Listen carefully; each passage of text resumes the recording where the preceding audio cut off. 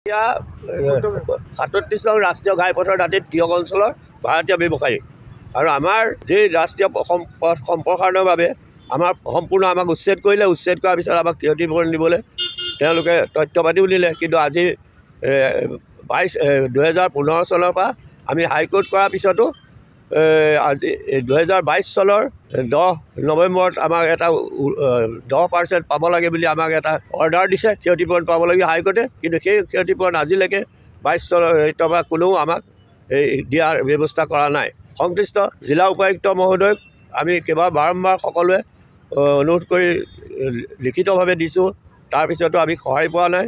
আৰু এই ক্ষেত্ৰত আমাৰ অন্য ৰাজ্যবিলাক বিশেষকৈ উৰিষ্যা, পশ্চিমবংগ আৰু বিহাৰত আমাৰ নিচিনা ব্যৱসায়ীবিলাকত 5 লাখৰ পৰা 10 লাখ 20 লাখলৈকে টকা সেই সংশ্লিষ্ট মুখ্যমন্ত্ৰীজনে হস্তক্ষেপ কৰি ৰাষ্ট্ৰীয় ঘাইপথ পৰা হেৰি কৰি দিছে, আদায় কৰি দিছে।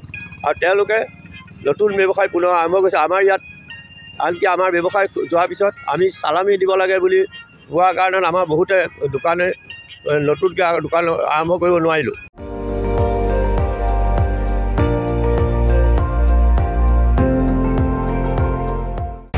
আপুনি চাই আছে ND24, সৰ্বশ্ৰেষ্ঠ নহয় সৰ্বোত্তমৰ দৌৰ।